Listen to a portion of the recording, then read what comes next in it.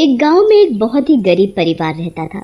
उस परिवार में बस मनोहर और उसकी पत्नी लता रहते थे। मनोहर माली का काम करता था। उनकी कोई संतान नहीं थी। मीना हर दिन मंदिर जाती और हमेशा भगवान से अपने लिए एक संतान मांगती थी। एक दिन जब मनोहर काम के बाद जंगल में लकड़ी लेने जाता है तो वहाँ उसे दूर से बड़ी चमकती हुई चीज दिखती है। ये इतनी तेज क्या चमक रहा है? मेरी आंखों में इतनी तेज रोशनी लग रही है। ओहो! मनोहर थोड़ा आगे चलकर देखता है तो उसे किसी औरत के बुरी तरह से हंसने की आवाज आती है। वो डरते डरते वहाँ जाता है और वहाँ एक सुनहरी बालों वाली चुड़ैल को देखकर बुरी तरह डर जाता है। हे भगवान, ये तो वही सुनहरी बालों वाली चुड़ैल है जिसके बारे में दादी मुझे बचपन में कहानियाँ सुनाया करती थी। मनोहर जल्दी से घर जाकर लता को सारी बात बताता है। लता भी सुनकर हैरान हो जाती है। पर दादी ने मुझे एक दिन ये भी बताया था कि अगर उस चुड़ैल के सुनहरे बाल जादुई हैं और किसी को अगर वो बाल मिल जाए तो वो उसकी शक्ति से कुछ भी मांग सकता है। हाँ, सुना तो मैंने भी ऐसा ही था। अजी, मुझे तो पूरा यकीन है कि दादी की बात सच है। मैं तो सोच रही हूँ कि कैसे भी अगर उस चुड़ैल के बाल हमें मिल जाएं तो हमारी सारी गरीबी दूर हो जाएगी और सबसे ज्यादा तो हमें एक बच्चे की जरूरत है। इतने ख्वाब मत देखो लता। हाँ, देखो जी, आप तो चुप ही रहो। मैं तो उस चुड़ैल के बाल लेकर ही रहूंगी। मुझे दादी ने बताया था कि अमावस की रात को ही उसके बाल काटने चाहिए, तो बस अब मुझे उस रात का ही इंतजार है। और हाँ, इस चुड़ैल के बारे में किसी को मत बताना, वरना सब काम खराब हो जाएगा। ओह, तुम्हें जो करना है करो, मैं किसी को कुछ नहीं बता रहा। पर अगर कुछ गड़बड़ हुई तो उसे भी तुम ही भुगतना, समझी? अगले दिन काम से आने के बाद जब मनोहर लकड़ी काटने जाता है तो लता उसके पीछे पीछे जंगल में चली जाती है। मनोहर तो अपनी लकड़ी काटने लगता है और लता उस चुड़ैल को ढूंढने लगती है। काफी देर घूमने के बाद उसे एक जगह से रोशनी सी आती दिखती है।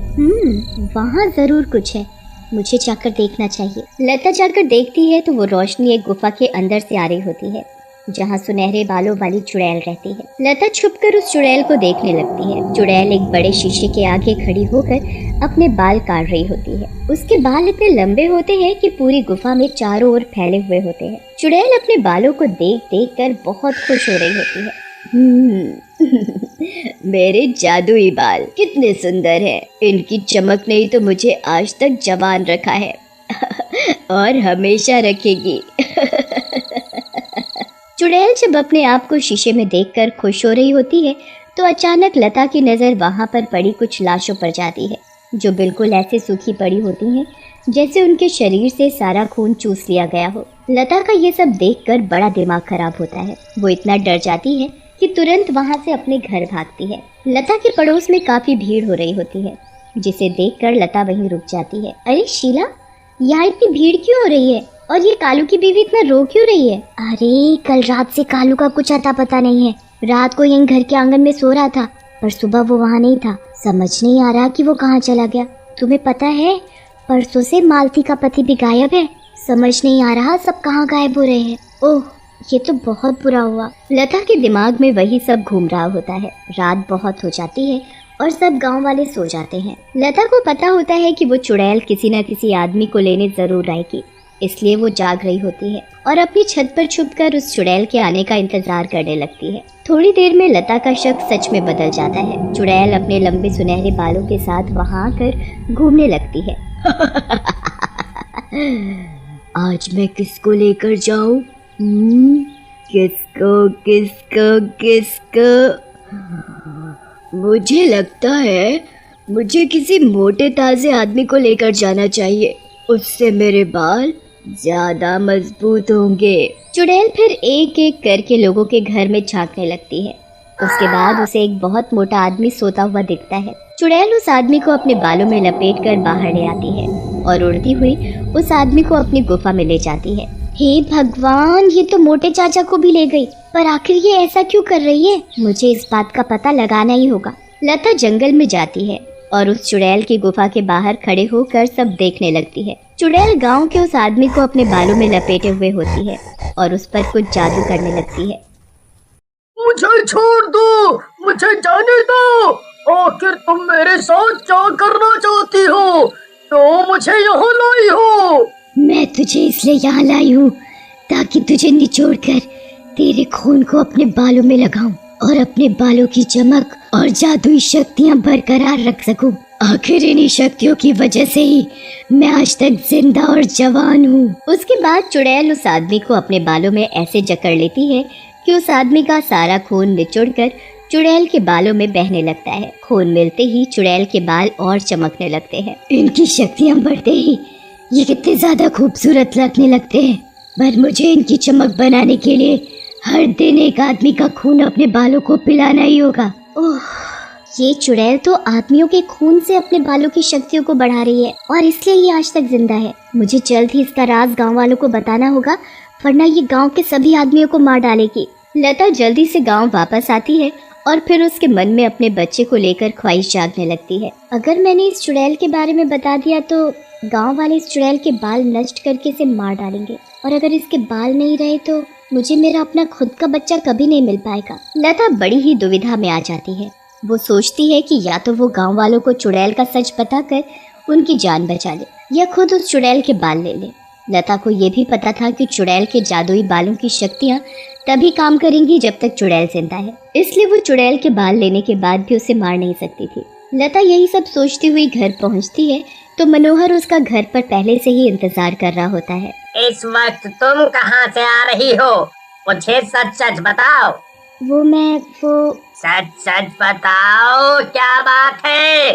मुझे सब पता है कि तुम अभी झूठ बोल रही हो। मैं छुपकर जंगल गई थी और मैंने उस सुनहरे बालों वाली चुड़ैल का पता भी लगा लिया, पर जो मैंने देखा उसे देखकर मैं बहुत डर गई हूँ। ये बताओ कि तुमने ऐसा क्या देख लिया? आपको पता ही होगा कि कैसे गांव के आदमी रोज गायब हो रहे। दरअसल वो चुड़ैल उनको ले जाती है, उनका खून निचोड़कर अपने बालों में लगाती है, जिससे उसके बालों की शक्ति बनी रहती है और वो चुड़ैल जवान बनी रहती है। हे भगवान, अब तो जल्द ही हमें उसे खत्म करना होगा।